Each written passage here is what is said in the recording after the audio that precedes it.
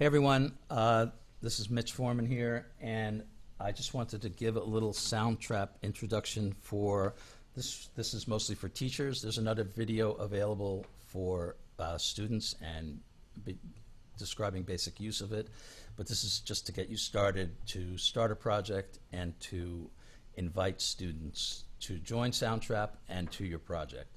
So let me share my screen, and you would want to be in sort of the home screen for Soundtrap, and I'm looking at my projects. You would want to get into EDU admin, and on here you see a list of all the users that are there, and I like to do it this way. I'm sure there's other ways to do it, but I go to import users. I put the student's email address here and a temporary password. If you don't have a group, you can put them in default group, and we can work on groups later. And then you do create user. So again, the student's email here, you would make up a password that you were gonna have to send to the student. They get a temporary password. When they receive the email from Soundtrap, they will make their own password. And then you would pick a group to put them in. Default group works fine. I'll show you how to make your own group. There's also this other way, which I haven't truthfully used on top, which is you share this link and get users to sign up with an invite code. And perhaps that's easier. You can just send it to a group of students, and they just click on this link and use this code, and then they're in. So either one of those ways would work. Once you have the students, they would show up here on this list. You can see all users. I'm assuming you would be here on this teacher list, and that's how you invite a student to join Soundtrap. You can also make a group here. I'm clicking on My Groups. You can create a group and name it whatever you'd like, and then when you go on this EDU admin and see the list of all the students, if you haven't invited them initially to a group, you can click on this pencil icon on the right and add a group and add them to whatever group that you've created. Okay, so that's adding groups, inviting a new student.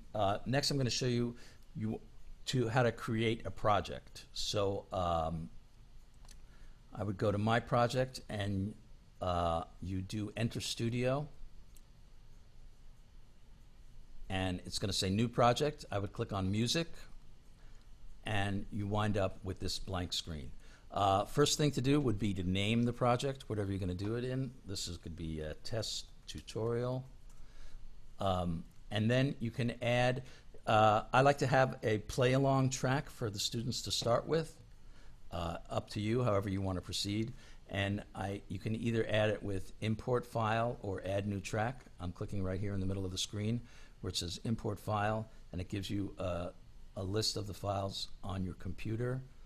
I'm looking for one that might have, I'm going to open a song that I already did just to make it easier, but you see how you just import the file that you have. I made this earlier, which was it's basically a Jamie Abersol play along, and so I imported that track in that way to this song, and I made it aligned to a click. So again, in the other tutorial for the students, it will describe the basic use of Soundtrap with the transport bar on the bottom. Here's the click where it says metronome. But basically, you're going to play. So I would refer to that video for how this works, but this is more for how to invite students. There's a teal button, not blue, and you click on that, and that's collaborators, and you click plus, and you go and invite your students in here, and they're going to have to accept. And for each project that you make, you have to invite your students. So you go through the list here, and you just do that, and then at the end you click invite. I'm not going to do it now, but that is the way that you invite them. They have to accept for each project that you create, and that's kind of it. Again, when you have the students, I would encourage them when they make a new track for each of them, they would do, if they're a vocalist, they would make this add new track. I'm doing add voice and microphone. And once they do it, encourage them to name the track, especially if you have a lot of students. It gets confusing if you don't know who's who. So remind them to name their tracks. Encourage students, if they have interfaces and microphones, use them. It always sounds better. Though you can get by with a cheap set of earbuds. These are from Best Buy, $15, and I've gotten decent sound out of that. Oh,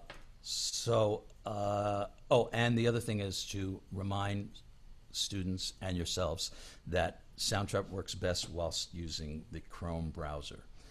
There's also Android and iPhone apps, and they work. They're a little, it's a little, especially with larger, bigger track list, they get a little glitchy. But in a pinch, they will work. So that's it, and I hope you enjoyed this and got something out of it. I'm available if anyone needs any help.